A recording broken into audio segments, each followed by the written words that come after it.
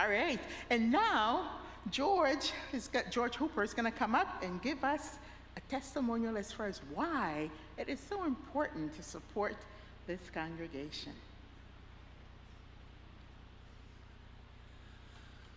Well, good morning, and thanks for the invite. I'd like to mention that my wife Kay is over there in row 4, and I tell you that because, I tell you that because after 60 years of marriage, we really think in the terms of we anymore. And any story or testimonial, it's just by nature of longevity, if nothing else, is because we think in terms of we and have made decisions together. I've really been enjoying the series in Transformation this year, and particularly Reverend Margulies' comments in the one you feed that I hope you've all had a chance to read. But she said that transformation is not just inevitable, but it's also a gift waiting to be unwrapped. And when it said a gift waiting to be unwrapped, that really struck a chord, because I'd like to share with you just 2 life-changing decisions that Kay and I made over the years and how it affected our spiritual journey. So we made our first decision many years ago when we left our Christian church behind. And in part we made that decision, and you need to go back with me probably to the late 1960s. That was a turbulent time, and we were involved in the Vietnam War. It was raging on, and Kay and I were becoming more and more upset by what we were seeing and by the injustice and the cruelty, both home and abroad. And so we looked around, and in our Pennsylvania Valley, there were many churches, but only one church was speaking out about what was happening. And so we went to visit the Unitarians to check them out. And to our pleasant surprise, it wasn't just the war. There was a whole basket of social justice and caring initiatives that they were involved in. And so, to borrow Heather's words from last week, we became Unitarian Universalists, and we never looked back. And over the years, we raised our 3 children in the Unitarian Church. We became active members and stayed with them loyally until after about 25 years, when, despite all the gift that it kept giving us, we decided we had to say goodbye. And that brings me to the second transitional decision and a new pathway that we chose.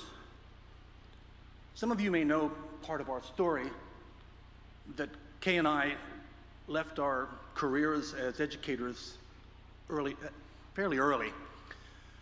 We sold our house, sold our cars, our furniture. What we didn't sell, we pretty much gave away. And we climbed into a truck pulling a travel trailer and a motorcycle, and we headed out to who knows where. And for some years, we lived what you might call a minimalist lifestyle, on a minimalist budget.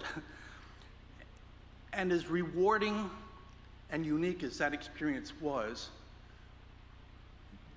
the real gift that unwrapped came when we decided to become volunteer builders for Habitat for Humanity.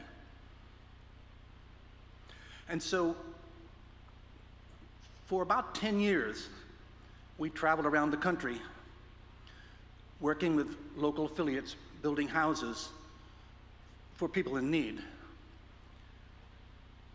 And what we found was, we worked side by side with future home builders, is that the gift that we were giving them turned out to be a gift that they were giving us, a gift to our spirit and a gift to our hearts.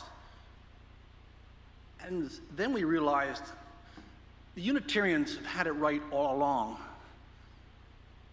that sharing love, working for justice, helping others is really part of your spiritual journey. It completes the circle from looking in to looking out. and we'll always be grateful for those years and the people that we were able to help. So we finally settled down in Orlando after 16 years on the road. And our older daughter, Cheryl, told us about 1U. And we came to visit, and it was everything we expected and more. And so we joined again. And so here we are on a Sunday morning. Our journey has slowed down, as have we. We can no longer build houses.